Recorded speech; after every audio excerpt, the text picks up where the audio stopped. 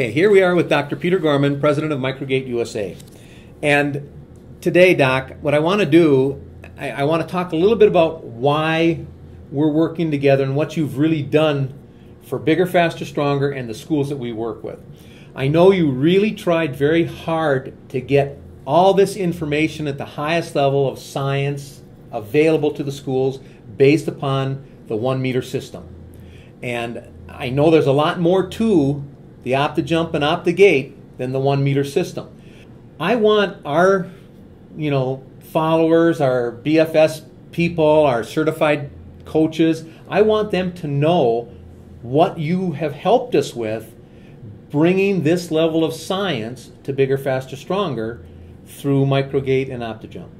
Well, OptoGait USA, we basically cover North America and South America, so a fairly large area. And then we have our partners, OptoGait Italy.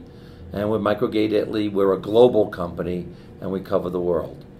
And I would say that pretty much every major Olympic center around the world use our system, including our own United States Olympic Committee. Pretty much all of European soccer and many professional teams in the United States use our system. High performance centers, clinics, world-renowned hospitals. So our systems range from 1 meter to 100 meters.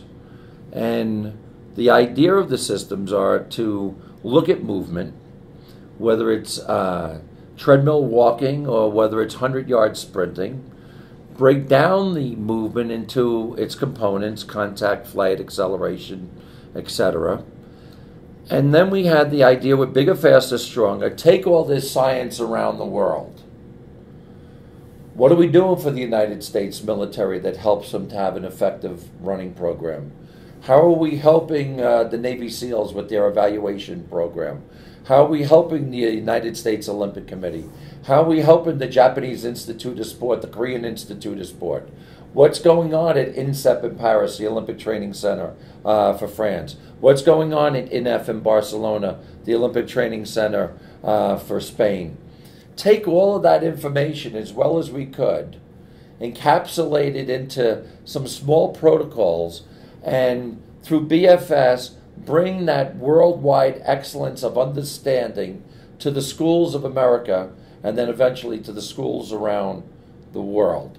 So these protocols are basically the summation of looking at movement through various systems and then saying, okay, what did we learn from all these systems and how can we concisely bring it to your average school with their average budget so that they can have world-class examination, world-class evaluation, so that what was once restricted to the elite few is now brought to the most important athletes in the world, the young children. I think it's very important for us to understand as teachers and coaches with the science that's out there right now in terms of movement that we as professionals need to assess and evaluate correctly before we put these young people into stress environments. And I know you see this all the time, and I think this is a problem for us because we can do just about anything at a young age and get better,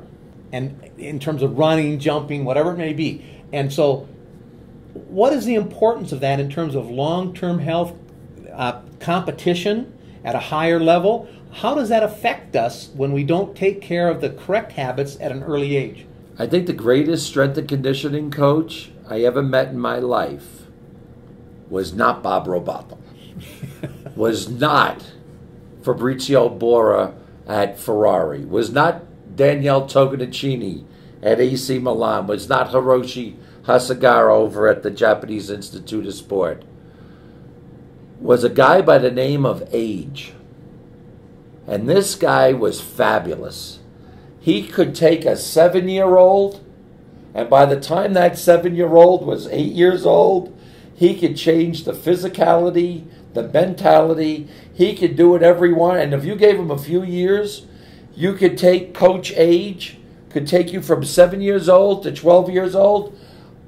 My God, he could even grow a beard if he had to. This guy was a fabulous coach. The one thing that this coach could not do, though, was control your balance, coordination, and your timing. He made you bigger, faster, and stronger. Nothing like this speed school. I'm 8 years old. I have Coach Age working for me. And by the time I'm 9 years old, I can run faster. And I can jump higher. And I'm more powerful. So what we had to do is say, Coach Age, we all pay homage to you. But what happens with these young athletes is they go out of balance and coordination, and then they try to train and enhance the aging process. And so we want to make sure that it's happening properly. So what we want to do now is, and what we've talked about extensively here at BFS, is we want to understand strengths and weaknesses. Because the old saying is, you're only as strong as your weakest link. And unfortunately, too many people try to develop strengths before they even fix weaknesses. When that happens, how many times have we heard this? That child's a great athlete, but that child has a favorite side. He loves going down and running to the right better than he loves going down and going to the left. He has a favorite side. The reason he has a favorite side is because he had a fundamental weakness that wasn't addressed and corrected at an early age. So here we are in the room, here we are at BFS, and we're saying you can't build strength on instability. Let's take a look at what's causing the instability. Let's fix it. Let's then develop them to be bigger, faster, and stronger, so that what we'll see is the pure athlete and not just the compensatory process of them trying to do the work that's given to them, knowing that they're favoring something that's going on that isn't right. So even without stress being added, movement incorrectly can develop imbalances. Oh, without a doubt. So as an example, as for me as a coach, so when I see a young boy or girl jumping by having their knees come in first and not fixing that, and they do that rep after rep after rep, that's one of the things that if I were to change would make a significant difference in their potential performance later on in life. The way they sit, the way they walk, the way they stand. There's a reason why at BFS we have our protocol basically is to stand tall. When you see these imbalances, that's the dysfunction in the body. And what we want to do is we want to see it and we want to correct it, but then we want to measure it so that as we are correcting these imbalances that we see, are we really improving their functional ability? And that's the next step.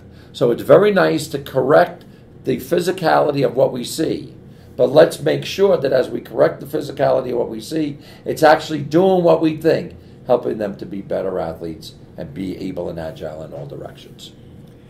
Well, Doc, I want to thank you again for being here, and I appreciate your passion for helping young people, and I just hope that we can get more and more people involved with this concept of starting early and starting young and starting correctly.